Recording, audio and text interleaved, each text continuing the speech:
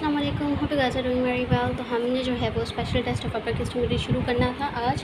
हमारी जो है एनपीटीई की सीरीज़ अब जो है उसकी एग्जामिनेशन काफ़ी आगे तक बढ़ गई है। मस्कुलोस्केलेटल की एग्जामिनेशन में हमारे पास कुछ स्पेशल टेस्ट आते हैं। तो अपर एक्सट्रीमिटी की जो स्पेशल टेस्ट हैं वो यहाँ पर मेंशन है। अब यहाँ पर जो मेंशन है वो जनरल टेस्ट मौजूद है, और कुछ जो टेस्ट हैं वो ऐसे टेस्ट हैं जो कि स्पेसिफ़िक एथलीट्स में हमें चेक करना बहुत ज़रूरी होता है। तो मैंने जो है वो एक रिसर्च रिसेंटली पढ़ी थी, तो मैंने जो है वो साइट पे ओपन करके रखी हुई है ताकि हम लोग जो है वो सारी स्पेसिफिसिटी और सेंसिटिविटी हर टेस्ट की हम जो है सेपरेटली पढ़ सकें, पता हो हमें कि कौन सा टेस्ट जो है वो ज़्यादा रिलायबल है और सेंसिटिव है फॉर स्पेसिफिक कंडीशन। ठीक है, तो शोल्डर के स्पेशल टेस्ट में हमारे पास सबसे पहले यर्गेसन्स टेस्ट आता है। यर्गेसन्स टेस्ट की बात करें तो ये टेस्ट होता है for integrity of transverse ligament में ऑल्सो आइडेंटिफाई बाइसेप्टल टेंडनाइटिस। अब 2018 में एक जो है वो रिसर्च हुई थी जिसके अंदर बताया गया था कि 70 सेंसिटिविटी जो है ना वो इस टेस्ट की यर्गेसन्स की जो है वो 41% है और स्पेसिफिसिटी जो है वो 79% है। ठीक है, बाइसेप्ट टेंडनाइटिस के लिए। तो ये जो है इसकी स्पेसिफिसिटी और सेंसिटिविटी है। ठीक है, उसके बाद यहाँ पे क्या है, पेशेंट को हम बिठा देते हैं सिटिंग पोजीशन में, फिर शोल्डर न्यूट्रल स्टेबलाइज होता है against the trunk, elbow 90 degree पर रखते हैं एंड फोर आर्म थोड़ी सी प्रोनेटेड होती है। फिर resisted supination of four arm करवाते हैं and external rotation off shoulder करवाते हैं। और अगर जो है वो पेशेंट जो बाइसेप का लॉन्ग हेड है वो पॉप आउट हो जाएगा ऑफ द ग्रुप में also reproduce pen in long head of bicep tendon अगर टेस्ट पॉजिटिव है तो। ठीक है, स्पीच टेस्ट की बात करें तो स्पीच टेस्ट जो हमारे पास स्ट्रेट बाइसेप का स्ट्रेट आर्म का टेस्ट होता है। ठीक है, बाइसेप्टल टेंडनाइटिस या टेंडनोसिस को आइडेंटिफाई करता है।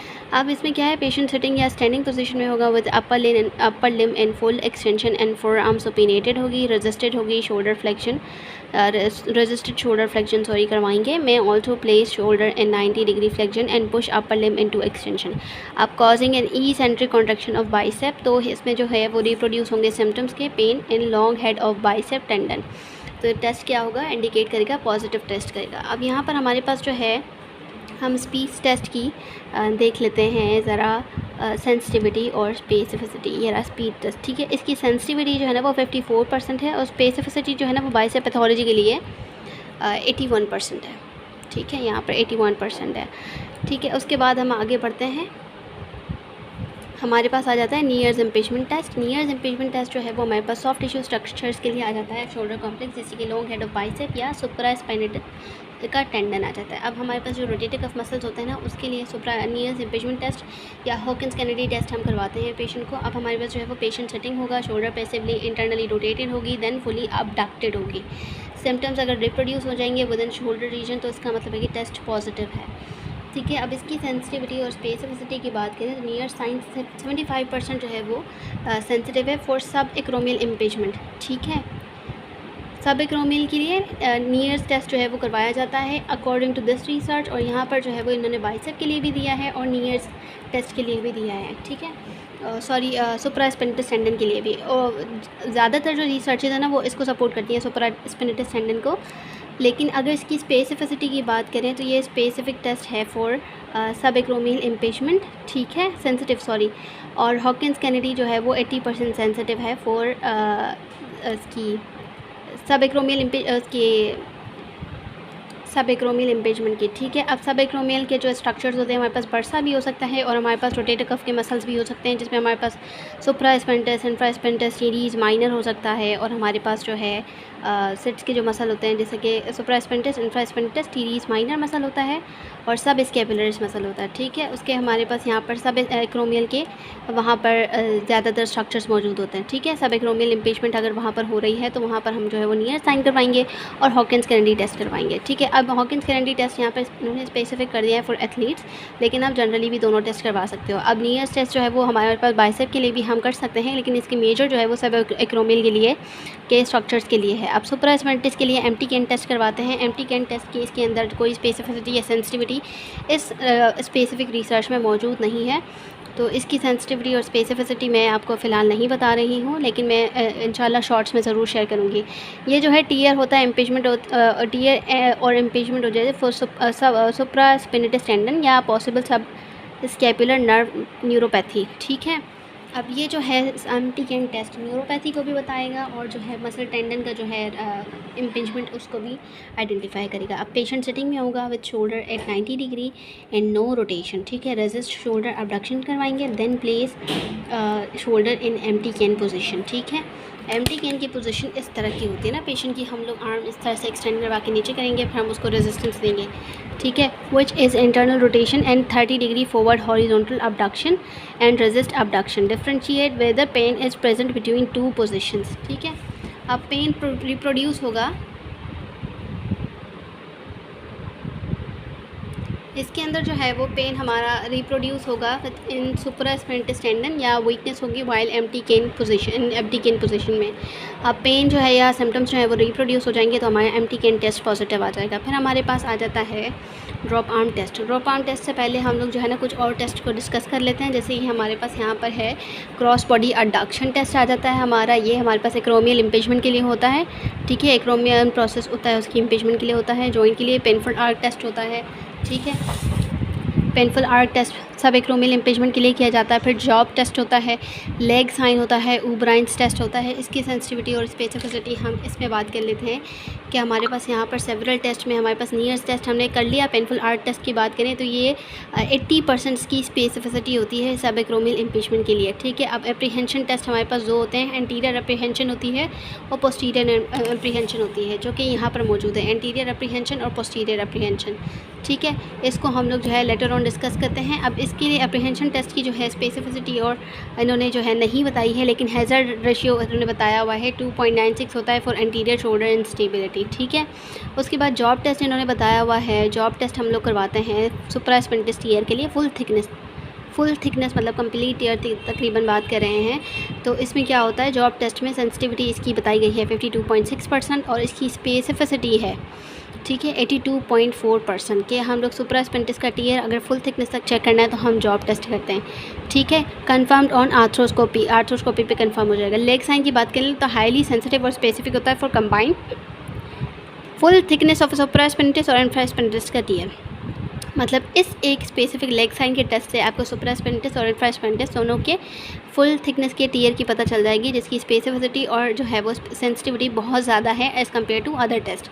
अब इसकी स्पेसिफिसिटी और सेंसिटिविटी जो है यहाँ देखिए 97% होता है, टीयर एट 97% अगर है और जो है 93% तक है तो हमारे पास इसके थ्रू पता चल जाएगा, ठीक है।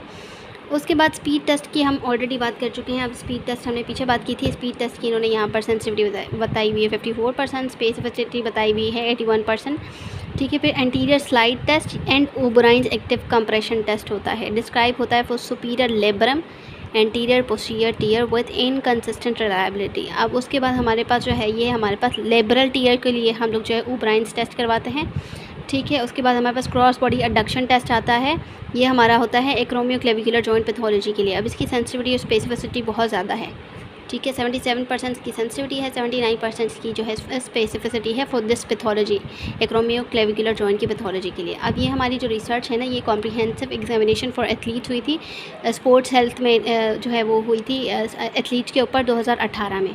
यूजुअली क्या होता है, जो रिलायबल होती हैं हमारी रिसर्चेज होती हैं वो पास्ट 5 ईयर्स की होती हैं, लेकिन अगर हमने जो है वो पास्ट 5 ईयर्स में इतना स्पेसिफिक डेटा नहीं मिलता तो हम उससे थोड़ा सा पीछे मज़ीद जा सकते हैं, ठीक है। तो ऐसा कोई इशू नहीं है। अब ये वाली जो है वो मैंने इसको स्पेसिफिक कर दिया है, इसको ज़रा डिटेल में पढ़ लीजिएगा। और एक एक टेस्ट को उन्होंने यहाँ पर परफॉर्म करके भी दिखाया हुआ है, जो कि बहुत ही अच्छा लगा कि हमें जो है वो प्रैक्टिकल भी देखने को मिलेगा कि कौन सा टेस्ट किस तरह से होगा, ठीक है। उसके बाद यहाँ पर सिमिलर आर्टिकल्स भी आ गए।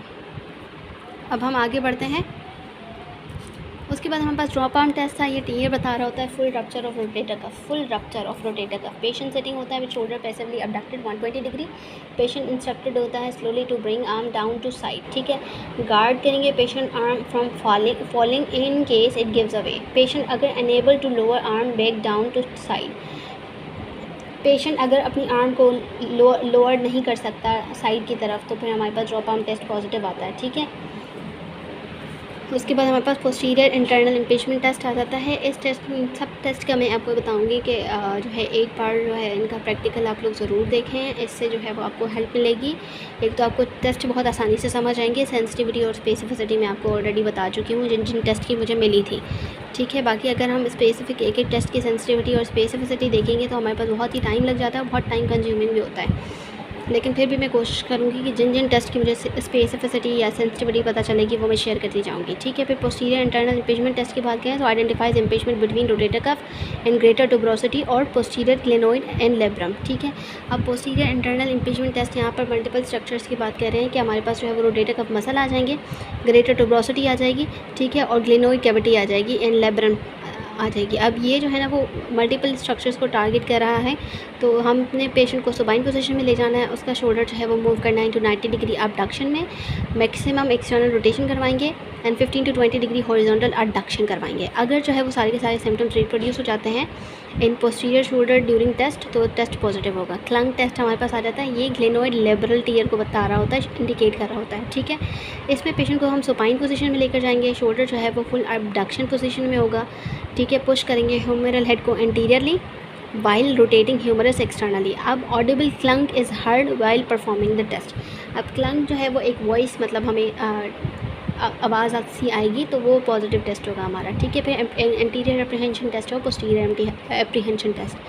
अब identify past history of anterior shoulder dislocation, past history को बता रहा है पेशेंट की इंटीरियर डिसलोकेशन को, ठीक है। फिर पेशेंट सुपाइन पोजीशन में होगा, शोल्डर इन 90 डिग्री अबडक्शन होगा, slowly take shoulder into external rotation में। फिर patient does not allow and और does not like shoulder to move in direction to stimulate anterior dislocation, ठीक है। पेशेंट जो है वो डिनाई कर देगा या मूवमेंट परफॉर्म करने से मना कर देगा और उसको पेन होगा, ठीक है। उसके बाद पोस्टीरियर एप्रीहेंशन साइन की बात करें, अच्छा डिसलोकेशन में क्या होता है, पेशेंट की जो अगर बॉडी रेस्टिंग में है ना तो उसको पेन इतना ज़्यादा नहीं होता, लेकिन जैसे मूवमेंट करवाओ ना,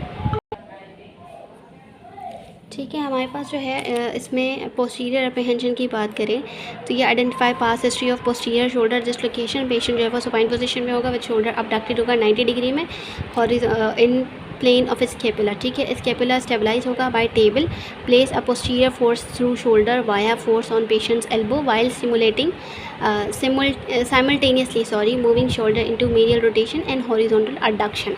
अब इसमें क्या होगा, पेशेंट फिर से अलाउ नहीं करेगा, does not like shoulder to move in direction to simulate posterior, stimulate होगा ये, ठीक है, simulate posterior dislocation. Acromioclavicular shear test की बात करें, ये भी बहुत कॉमन टेस्ट होता है जो हम परफॉर्म करते हैं, ठीक है। ये डिसफंक्शन होता है एक्रोमियोक्लेविकुलर जॉइंट का। हमारे पास एक्रोमियोक्लेविकुलर जॉइंट के लिए हम लोग जो है वो क्रॉस बॉडी अडक्शन टेस्ट भी परफॉर्म कर रहे थे, ये भी है, ठीक है। अब ये क्या होता है, सच एज आर्थराइटिस या सेपरेशन की कंडीशन में जो है ये टेस्ट परफॉर्म किया जाता है, ठीक है। पेशेंट सिटिंग होगा with arm resting at side, examiner clasp hand and places heel of one hand on spine of scapula and heel of other hand on clavicle. Heel हमारे पास थिनार आ जाता है, ठीक है, या फिर हमारे पास हम ये वाला एरिया यूज़ करते हैं, मतलब जो है ना यूजुअली ये वाला हम लोग करते हैं, ठीक है। इस तरह से भी रख सकते हैं, इस तरह से भी रख सकते हैं, ठीक है। उसके बाद हमारे पास है ये जो प्रैक्टिकल होता है ना, ये हर जो है एग्जामिनर के ना अकॉर्डिंग होता है। एक तो स्पेसिफिक प्रोटोकॉल होता है, आप उसको फॉलो करते हो, दूसरा आपको जो है ना वो हैंड्स ऑन करते चीज़ें जो होती हैं वो पेशेंट की कंडीशन के अकॉर्डिंगली अप्लाई करनी होती हैं, ठीक है। उसके बाद स्क्वीज़ करेंगे hand together causing compression of acromioclavicular joint, reproduce होगा पेन एंड एक्सी जॉइंट में, तो इसका मतलब है कि टेस्ट पॉजिटिव है, ठीक है। उसके बाद हमारे पास एडसन टेस्ट है, ये pathology of structure that pass through thoracic inlet. जो वेस्कुलर स्ट्रक्चर्स होता है ना, जैसे कि आर्टरीज हो गई, वेन्स हो गई, वो कॉम्प्रोमाइज़ हो रही होती हैं, जिसकी वजह से पेशेंट को जो है वो नमनेस या टिंगलिंग सेंसेशंस आ रही होती हैं, तो उसके लिए हम लोग जो है वो वेस्कुलर टेस्ट करते हैं, जैसे एडिसन्स टेस्ट आ जाता है हमारे पास, और हमारे पास एक और टेस्ट आता है रूज टेस्ट भी हम कहते हैं उसे, और कोर्स क्लेविकुलर सिंड्रोम, मतलब हम लोग मल्टीपल टेस्ट परफॉर्म करे होते हैं, ठीक है, ताकि हमें पता चल सके कि अगर जो है वो वेस्कुलर कॉम्प्रोमाइज़ हो रहा है कि नहीं हो रहा, ठीक है। कि हमारे पास रूज टेस्ट होता है और हमारे पास एडिसन टेस्ट भी होता है, और दो मज़ीद यहाँ पर न्यू टेस्ट है जिनको हम पढ़ेंगे और समझेंगे, ठीक है।